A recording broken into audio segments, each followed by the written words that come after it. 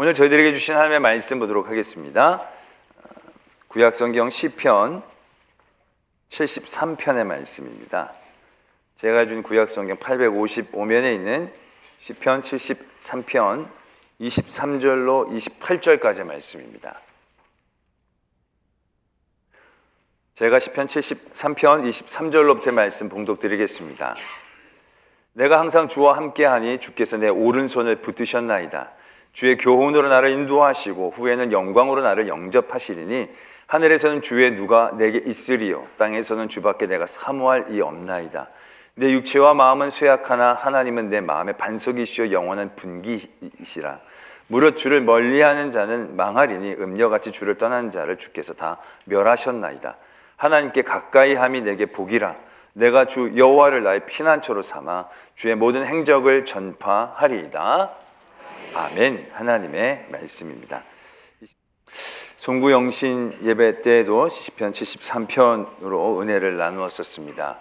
세상을 살면 당하게 되는 여러 가지 불의와 부조리한 모습들, 악한 사람들은 너무 잘 되고 선한 사람들은 억울함 가운데 있는 그런 삶의 자리들은 많은 고통을 우리에게 주게 됩니다. 이해가 안 되죠. 그런데 시편 우리가 읽지 않았지만 17절에 보면 하나님의 성소에 들어가니까 어느 정도 깨달아지게 된다는 겁니다. 하나님의 때로 바라보게 되니까 그들이 늘 승리하는 게 아님을 보게 되는 거죠. 또 하나님의 성전 앞에서 나의 자리를 깨닫게 되어지고 낮아지게 되니까 내가 그렇게 억울할 것도 솔직히 없는 걸 깨닫는 거죠. 그런 가운데 내가 주님과 함께하는 온전한 은혜를 경험하게 되는 것을 송구영신 예배 때 은혜로 나누었었습니다. 그래서 23절에 보면 내가 항상 주와 함께 하니까 그 다음에 어떤 말씀이 이어지느냐 하면 주께서 내 오른손을 딱 붙들어 주시는 거예요. 자, 내가 주와 이제 그런 여러 말하자면 세상의 불의와 이런 것들 가운데 상처받고 절망할 수 있었는데 힘내서 하나님의 성소에 와서 하나님과 함께 했더니 하나님이 딱 내 손을 딱 잡아주시는 거예요. 그럼 그때부터 우리가 기대하는 바가 있지 않겠습니까? 내가 이제 주와 함께 했으니까 주님께서 내 오른손을 딱 붙잡아 주셨으니까 나를 이제 이끌어가 주셔서 내 원수보다 나를 앞서게 해주시고 내 원수 위에 나를 세워주시고 우리 속담으로도 원님 덕에 나발 분다고 이제 하나님이 쫙 가니까 난 하나님과 함께 가면 거기서 내가 막 나팔만 부으면 되는 겁니다. 왜? 뒤에 든든한 백이 계시니까 그동안 나를 괴롭혔고 억울하게 했던 모든 불합리와 부조리 불의들을 일시에 뛰어넘을 수 있는 아주 승리의 길이 이제 다 질 것임을 어렵지 않게 이제 예상할 수 있다는 것입니다. 그런데 오늘 말씀에 그 뒤에 이어보면 그러한 일들이 일어날 것처럼 얘기가 되어집니다. 주의 교훈으로 나를 인도하시고 후에는 영광으로 나를 영접하시리니 하늘에는 주의 누가 내게 있고 땅에는 주밖에 내가 사모할 이가 없습니다. 내가 육체와 마음이 쇠약했지만 하나님이 내 마음에 반석이 되어주시고 주를 멀리하는 사람들은 망하고 음녀같이 떠난 자들은 다 멸하시고 그러면서 결론적으로 28절에 이런 고백이 이 시편의 기자로부터 나옵니다. 하나님께 가까이 함이 내게 복이다. 이런 결론을 내리게 됩니다. 너무 좋은 말씀을 우리가 아멘 하지만 솔직히 우리는 약간 김이 빠지는 복이 바로 이 복이 되어집니다. 지금 내가 주님과 함께 했더니 주님께서 내 오른손을 붙잡아 주시는 거예요. 그때부터 아까 그런 것들을 기대했는데 결국 하나님이 나를 이끌어 주시는데 딱 알고 봤더니 이끌어 주셔서 내가 가는 그 어떤 곳 어떤 자리가 복이 아니라 하나님께서 내 오른손을 붙잡아 주신 그 자체가 복이였다는 사실을 깨닫는다는 거죠. 하나님께 내가 가까이 하는 게 복이다라는 것을 결국에는 깨닫고 고백할 수밖에 없게 되어지는 것을 의미한다는 것입니다. 우리가 좀 주님과 함께 더 많은 것들을 누리고 얻으면 참 좋겠는데 오늘 하나님은 이 시편의 기자를 통해 우리가 복이 무엇인지를 정확하게 알기를 원하신다는 거죠. 우리는 주와 함께 하기를 원합니다. 주님과 함께 하면 굉장히 좋은 것으로 알고 있습니다. 아멘. 근데 주님과 함께 하는 게 왜 좋습니까? 그러면 부연 설명이 막 되려고 그래요. 주님과 함께 하면 두려울 게 없게 주님과 함께 하면 다 누리고 주님과 함께 하면 천국에 근데 솔직히 그러면 안 되는 거예요. 주님과 함께 할 때 뭐가 좋아요? 주님과 함께 하는 거. 그 이상 더도 덜도 없이 나는 주님과 함께하는 게 복인 거예요. 내가 막 주와 함께해서 주의 오른손이 붙잡아 주시는 뭘 기대하면 그건 이미 주님과 가까이 하고 주님과 함께하는 것이 복임을 오해하고 있는 모습이 되어지는 것이다라는 얘기입니다.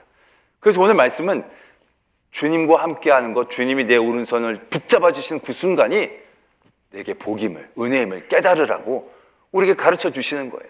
그냥 붙잡고 어디를 가려고 기대하는 게 아니라 붙잡는 그 손의 따스함을 느끼고 그 손의 평안함을 느끼고 그 손의 위력을 느끼고 이것만으로도 됐습니다. 이제 나는 더 이상 바랄 게 없습니다. 주님이 내 오른손 붙잡아 주셨으니 뭐 더 내가 바랄 게 있겠습니까? 라고 고백해야 진짜 주와 함께 누리는 복을 얻게 되어진다는 것입니다. 이걸 깨닫고 이것을 인정하고 고백해야 우리가 하나님이 주관하신 이 세상을 제대로 발견할 수 있어요. 하나님의 은혜를 제대로 누릴 수가 있다라는 것입니다. 무슨 말씀을 드리는 것이냐면 하나님이 주관하시고 하나님이 이끄시는 이 세상에서 우리가 바라고 하나님도 말씀해 주시는 하나의 통치의 원칙이 있습니다. 그게 바로 뭐냐면 권선징악입니다. 권선징악. 선한 사람에게는 하나님이 상을 내리시고 악한 자에게는 하나님이 벌을 내리시는 것. 이 원칙이 흐트러지면요 우리가 큰 혼란을 겪을 수밖에 없습니다. 그 신명기에서도 분명히 그걸 말씀해 주시거든요. 너희가 선을 행하면 복을 받고 너희들이 악을 행하면 벌을 받게 되어진 것을 아주 명확하게 말씀해 주셔요. 그렇기 때문에 우리가 하나님의 주권을 갖고 계신 이 세상에서 우리 흔들리지 않고 살아갈 수 있게 되는 겁니다. 이게 무너지면 우리는 진짜 뭘 어떻게 해야 될지 모르고 살 수밖에 없는 것입니다. 근데 따지고 보면 이게 처음부터 잘 지켜지지 않은 것처럼 느껴질 때가 있어요. 우리가 가인과 아벨 사건을 떠올려 보면 가인이 악한 사람이에요. 아벨은 선한 사람이에요. 그래서 하나님은 아벨의 제사를 받으세요. 가인의 제사는 받지 않으세요. 그럼 그 뒤로도 권선징악이 되려면 아벨이 잘 돼야 돼요. 가인은 잘 못 돼야 돼요. 그래서 아벨이 자녀 낳고 장막 짓고 성 쌓고 농사 잘 되고 목축 잘 돼서 길이길이 잘 되는 그런 스토리가 돼야 권선이 되는 거예요. 그리고 가인은 그냥 벌받아 죽어서 끝나야 돼요. 그런데 가인과 아벨 사건은 어떻습니까? 이게 그렇지 않아요. 아벨이 먼저 죽어요. 그리고 가인은 아까 제가 말씀을 드렸듯이 하나님 앞에 벌은 받아요. 벌은 받지만 이 벌이 나중에 보면 벌이 아닌 것 같은 생각이 들어요. 왜냐하면 벌을 받고 나서 하나님한테 어떤 보호받을 수 있는 증표를 하나 받고 나서는 그 다음부터는 결혼해요. 애 낳아요. 성 쌓아요. 걔네들이 장막 지어요. 후손들이 목축을 잘해요. 고기 먹고 살아요. 치즈 먹고 살아요. 음악을 해요. 철을 다루는 기계를 만들어요. 자기 멋대로 하고 살 수 있는 그런 사람들, 힘 있는 사람들이 되어버리는 거예요. 가인의 후예들이. 원래 우리가 생각하는 그 통치의 원칙에 맞추려면 가인이 아벨을 죽이려는 마음을 가지고 야 우리 들러 나가자. 그러면 아벨이 나갑시다. 나가는 거예요. 가인이 돌을 들어서 아벨을 쳐서 막 죽이려고 했더니 갑자기 아벨의 머리가 돌보다 단단해져서 돌이 깨지고 아벨은 살아나야죠. 그래서 왜 이러시냐고. 그럼 가인이 이게 뭐지? 그러다 해가지고 심장마비로 가인이 가버려야 이게 딱 맞는 권선징악이잖아요. 근데 안 그래요. 아벨이 어리석게도 그 함정에 빠져서 돌에 맞아 죽어요. 그리고 끝나요. 그리고 아까 가인이 말했듯이 가인은 막 그렇게 애 낳고 잘 살고 잘 사는 일들이 계속 되는 거예요. 여러분들은 잘 못 느껴서 그렇지 나는 그거 볼 때마다 억장이 무너질 때가 많아요. 어찌 이런 일이 있을 수 있느냐. 근데 그게 우리가 생각하는 상과 벌의 개념으로 보면 그렇게 볼 수밖에 없어요. 그런데 오늘 이 73편에서 말씀하시는 이 복의 기준으로 보면 그게 이해가 돼요. 납득이 되기 시작해요. 왜? 하나님과 가까이 하는 게 복이 되면요. 아벨이 제일 먼저 죽었어요. 근데 여러분 뒤집어서 생각하면 천국 1호 시민권자가 아벨이에요. 그렇지 않아요? 아빠 엄마보다 먼저 죽었어요. 아담 하와보다 먼저 선배야. 여기서는 아들이지만 올라가면 선배야. 눈 깔아야 돼. 아담과 하와가. 하나님과 가까이 하는 기준으로 보면 아벨이 기가 막힌 은혜의 자리 첫 하나님의 나라의 사람이 된 거예요. 가인은 잘 살은 것 같아 보이지만 낳고 짓고 해서 뭐 다 누리고 산 것 같아 보이지만 그 가인의 후손에 대한 얘기가 나오다가 라멕이라는 사람의 얘기가 나와요. 근데 라멕이라는 사람이 내가 내 상처 때문에 소년을 죽였다 이렇게 얘기해요. 그러면서 가인을 죽이는 사람은 700고 나를 죽이는 사람은 70배다. 뭐 이렇게 고백하는 대목이 나와요. 근데 이게 굉장히 떵떵거리는 것 같지만 굉장히 불쌍하게 여겨져요. 왜냐하면 제일 처음에 이 라멕이 누구를 부르는데 아다실라 이렇게 부르는데 이 사람이 자기 부인들 이름이에요. 아내들을 불러다가 아내들의 이름을 불러서 얘기하는 거예요. 아니 하나님에게 불러야 그 얘기 유효가 되는데 지금 이 가인의 가문들은 점점 하나님에게서 멀어지는 거예요. 가인은 하나님에게 그 면죄부 같은 걸 받았지만 점점 그들은 짓고 쌓고 누리고 만들고 살았지만 점점 하나님에게서 멀어지는 삶이에요. 그 결국에는 자기가 사람을 죽여도 자기 스스로 셀프 면제를 하는 거예요. 하나님을 부르지도 부를 수도 없는 거예요. 이미 그만큼 멀리 가버린 거예요. 굉장히 융성한 것 같지만 딱 거기서가 가인의 가문의 끝인 거죠. 이 기준으로 보면요, 권선징악이 너무 분명한 거예요. 그런 이해가 성경에 너무너무 많아요. 에서와 야곱도 그래요. 세상에서 보면요, 에서는요 진짜 복 받으면서 산 사람이에요. 첫째로 낳았어요. 낳기도 그래가지고 별로 거리낌 없었어요. 뭐 장자권 귀한지도 몰랐고 뭐 축복 기도 뺏겼을 때 약간 억울했을 뿐이지 그 인생은요 뭐 거침이 없어요. 그러니까 인생에서 가장 큰 환란이 있다면 야곱이 먼저 기도받아가지고 속상한 거. 성경에서 그거밖에 없어요. 에서는 자기가 원하는 여자 골라다가 결혼을 하고 또 마음에 부모가 안 들어오니까 또 다른 여자 골라다가 결혼을 하고 그리고 결국 아버지 재산도 자기가 다 관리하고 가지고 있었고 야곱이 올라오려고 했을 때 400명이나 거느리고 갈 정도로 어느 정도의 세력을 가지고 있었고 나중에 이삭하고 에서랑 같이 살 때도 에서가 자기 먼저 그 고향을 떠납니다. 네가 아버지 잘 모셔라 그래서 떠납니다. 자기 멋대로 사는 거예요. 너무너무 자유롭게 사는 거예요. 그러면서도 누릴 것 다 누리고 눈물 한 방울 안 흘리고 사는 것처럼 보이는 게 이 에서의 삶이에요. 얼마나 복받은 삶처럼 보여집니까? 태생부터 금수저로 태어나가지고 정말로 뭐 다 뺏긴 것 같지만 하나도 뺏긴 것 같이 보이지 않는 삶이 에서의 삶인 거예요. 근데 반면 야곱은 어떻습니까? 나면서부터도 아무것도 가지지 못하고 태어났어요. 그래서 그걸 얻기 위해서 그는 하나하나 일일이 싸웠어야 돼요. 장자권도 하려고 팥죽 써가면서 그것도 사야 됐죠. 축복권을 받으려면 속이지 않고는 얻을 수 없는 그런 삶의 자리인 거예요. 구조적으로. 그래서 억지로 축복 기도까지 받았지만 어떻게 됩니까? 쫓겨납니다. 도망갑니다. 집에서 살 수가 없어서 아무것도 못 드리고 그냥 길바닥에서 자야 됐었어요. 그 나중에 외삼촌 집에 가지만 결혼하는데 또 자기가 속임수를 당하잖아요. 사기를 당하잖아요. 그래서 부인을 얻는데도 자기 마음대로 부인을 못 얻은 거예요. 뭐 하나 자기 뜻대로 되는 게 별로 없는. 그래서 물질도 모았지만 외삼촌 눈치 보면서 그건 모은 거예요. 그리고 나중에도 그냥 떠나올 때도 뭐 좋게 끝나는 게 아니라 도망치듯이 나올 수밖에 없는 그런 인생이었던 거예요. 자기가 애써서 물질을 모았어요. 그리고 이제 고향으로 돌아가려고 했더니 형이 400명이나 데리고 나온다는 거예요. 이거 굉장히 공격적인 의미가 강하잖아요. 그랬더니 그걸 또 자기가 애써서 모은 걸 선물을 4등분해가지고 또 계속 아니 왜 자기는 계속 의리여야 돼. 야곱이 뭘 그렇게 많이 잘못했길래. 기도 하나 받았을 뿐이지 뭐 돈 뺏은 것도 장막 뺏은 것도 장자 역할 한 것도 없는데 왜 나는 맨날 의리야. 형은 왜 맨날 갑이고 형한테 나는 왜 맨날 갖다 바쳐야 돼.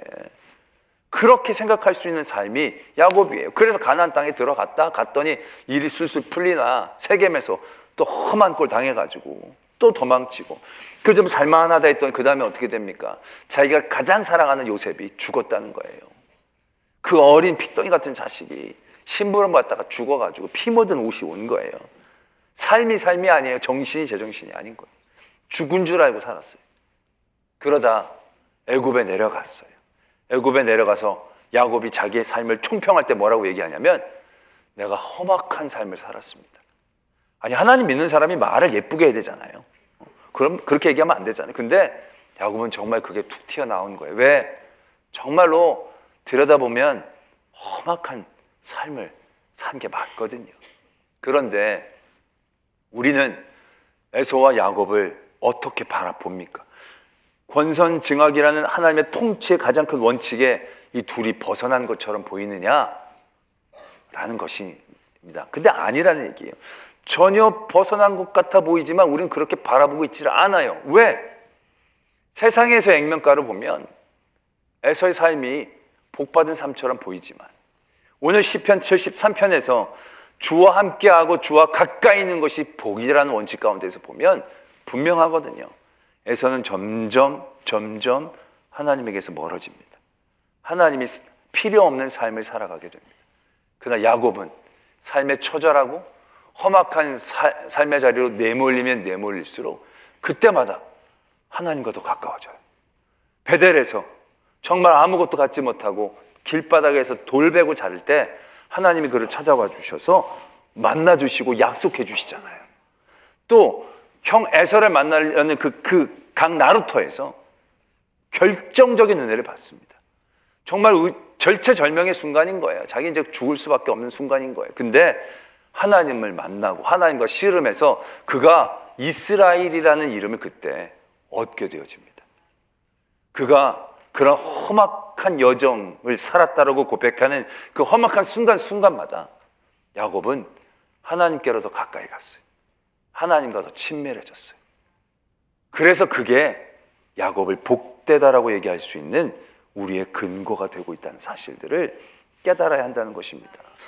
에돔 족속, 이스라엘 족속, 에돔 족속은요 종살이 한 적도 없어요. 자기 그 땅에서 아주 호의호식하면서 큰 나라도 이루면서 살았어요. 여러분들 요르단에 가면 페트라라는 유적지가 있는데 거기 한번 나중에 기회가 되시면 한번 가보세요.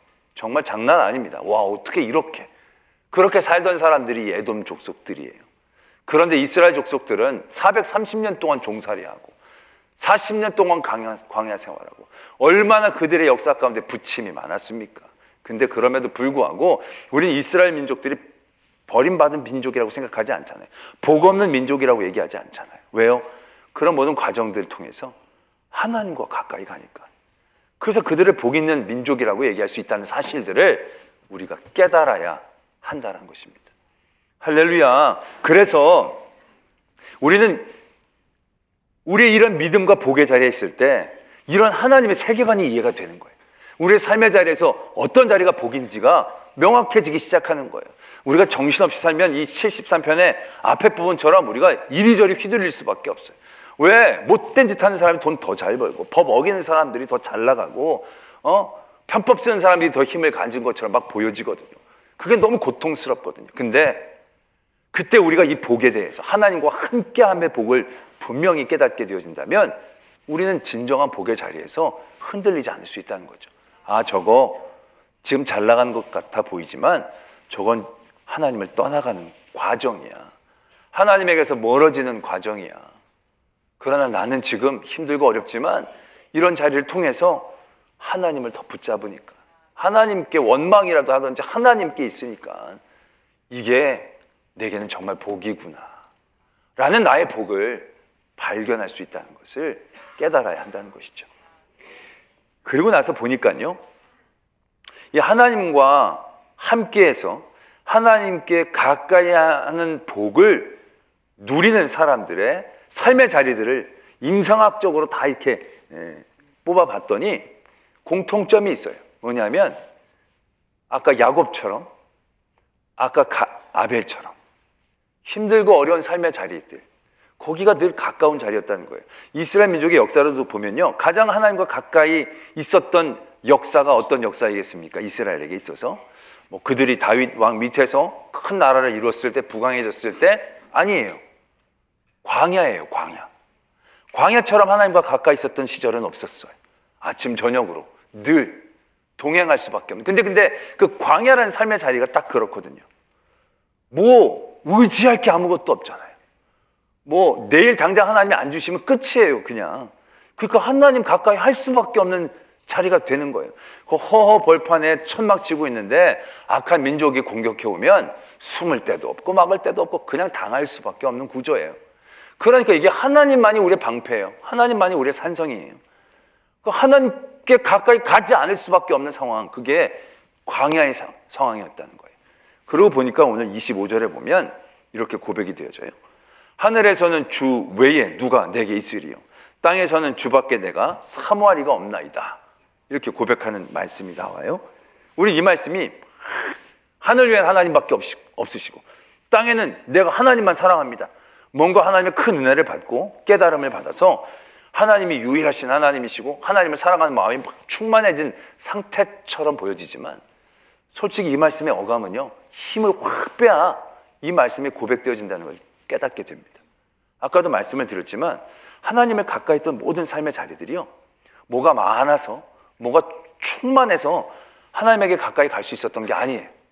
이스라엘 민족들도요, 가나안 땅에 들어가서 평안하면 금방 하나님 떠나요. 문제 없으면 다른 거에 눈을 많이 둬요.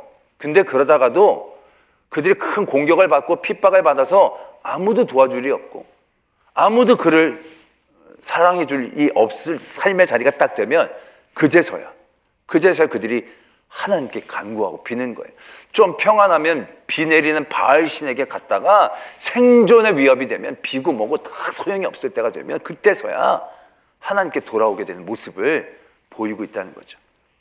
때문에 이 25절의 고백은요, 평안한 자리에서 되어지는 고백 아니에요. 깨달음의 자리에서 되어지는 고백이 아니에요. 처절한 절망과 낭망의 자리예요. 야곱이 돌베개를 베고 잠들기 직전의 삶의 자리들, 야복강에서 한숨 쉬며 하나님을 만나기 직전의 삶의 자리들, 이제 라반에게서 도망쳐 나와 내 어린 처자식들, 이런 사람들 가지고 이 에서의 400명을 어떻게 막아낼 수 있겠어요? 내가 힘이 있어, 뭐가 있어? 내가 벌어온 게 무슨 도움이 돼? 내 자녀들이 많은 게 무슨 의미가 있어? 지금 이 순간에서 아무것도 의지할 수 없어 정처 없이 길을 잃고 헤매는 그 자리, 야복강 나루터예요. 쫓겨난 그 자리, 길바닥에서 누워 자면서 너무 처량한 자기 신세, 축복 기도를 받았는데 이게 뭐야? 라고 얘기할 수 있는 그런 삶의 자리, 그런 삶의 자리에서 결국 이러한 고백이 나오는 거죠. 아무도 나를 사랑해 줄 리가 없습니다. 그래서 내가 주님만 사랑합니다. 누가 나를 도와줄 수 있겠습니까? 하나님 한 분밖에 없으십니다. 이렇게 고백되어지는 곳이 바로 25절에 고백되어지는 삶의 자리가 되어진다는 것을 깨닫는다는 것이죠. 여러분들도 여러분들의 삶의 자리에서 한번 되돌아보십시오. 여러분들이 정말로 하나님을 간절히 찾았을 때, 그때는 언제입니까? 사람들이 여러분들을 도와줄 수 있는 무엇이 있을 때, 그때는 하나님에게 간절해지기가 쉽지 않아요. 근데 이 끈 끊어지고 저 끈 끊어지고 세상의 모든 끈이 다 끊어져서 내가 그냥 공중에 붕 떠 있는 그런 느낌이 들 때, 그제서야 우리는 하나님밖에 없군요. 다들 나를 등 돌리고 다들 나를 손가락질하는 것 같고 다들 나를 미워하는 것 같은 그 순간, 그래도 하나님만은 나를 사랑해 주시는 것 같군요 라는 고백들이 그때 이루어진다는 것이죠. 그때 우리는 그 순간을 절망 또한 고통, 막다른 길이라고 얘기합니다. 근데 그게 오늘 말씀에 보면 하나님을 가까이 하는 복을 고백하는 전초전과도 같은 삶의 자리입니다. 그런 자리를 만났을 때 낭망하고 절망하며 그냥 길을 잃지 마십시오. 그때 야곱을 찾아가시는 하나님이 여러분들의 곁에 있는 겁니다. 그때 비로소 오롯이 정말 순도 100% 하나님밖에 없군요, 하나님과 함께하는 게 복이군요 라는 것을 경험할 수 있는 은혜 직전의 자리다라는 사실들을 깨달으셔야 한다는 것입니다. 그런 삶의 자리에서 휘둘리지 마시고 오늘 73편 주와 함께하는 것이 또 다른 어떠한 은혜를 누리고 또 다른 어떠한 세상의 것들을 얻는 자리가 아니라 주님과 함께하는 것이 내게 복이구나 라는 것을 우리가 분명히 안다면, 그런 모든 사람들에게서 버림받고 사랑받지 못하는 그 자리에서 이제는 하나님만 나와 함께 하실 수 있습니다. 아니, 하나님 외에는 다 나를 버렸습니다 라고 고백할 수 있을 때 이 엄청난 복의 시작이 우리에게 이루어진다는 것을 깨달으셔야 한다는 것입니다. 또한 우리가 우리 삶의 자리에서 분명히 도전해야 하는 것이 있습니다. 우리 가운데 이렇게 아주 절망과 고통의 자리, 야곱 같은 이런 야복강 나루토의 자리에 우리가 가지 않을 때가 더 많기를 바랍니다. 야복강 나루토에서 살고 싶으세요? 그런 거 아니잖아요. 그 험악하게 가서 깨닫기 이전에 좋을 때 깨닫는 방법을 제가 말씀을 드리고 싶은 거예요. 그죠? 우리가 아무 문제가 없을 때, 에서와 같은 삶의 자리에 내가 마치 있을 때, 에돔 같은 족속의 삶의 자리에 내가 있을 때, 그때 우리는 그 평안과 안락의 자리에서 우리를 그대로 두면 안 돼요. 왜요? 주님과 가까이 하는 것이 복이지 평안하게 사는 것이 복이 아니라는 것을 우리가 분명히 깨닫는다고 생각한다면 그 삶의 자리를 불편하게 만드는 도전이 있어야 되는 거예요. 저희가 가끔 성도님들이 고기 같은 걸 주시면 집에서 이제 구워 먹을 때가 있습니다. 구워 먹으면 맛있게 고기를 딱 먹으면 속으로 야, 이렇게 맛있는 고기를 내가 목회를 좀 했나 보다라는 생각들을 이제 하고 이제 맛있게 주신 것은 맛있게 먹어야지 막 먹고 있습니다. 그러면 저희 아내가 갑자기 아유 그럽니다. 왜? 그러면 우리가 뭘 그렇게 잘했길래 이렇게 좋은 고기를 주시나 그럽니다. 우리가 고기를 먹을 자격이나 과연 있나 그렇게 이렇게 말하자면 한탄 비슷한 걸 합니다. 그럼 난 지금 맛있게 먹고 있는데 먹고 있는 순간 그 살살 녹는 고기가 철덩어리가 되는 느낌이 느껴져요. 까끌까끌해집니다. 아이고 네 그렇지. 내가 뭘 잘했길래 내가 이렇게 귀한 것 지금 굶주린 이들도 많은데 내가 주의 일을 하는 것만으로도 참 기쁘고 감사한 일인데 그것을 이런 것도 얻어먹는 걸 내가 정말로 감사하게 여기면서 불편해하면서 먹어야 되는데 이걸 내가 너무 홀랑홀랑 맛있게 살살 녹는다나 뭐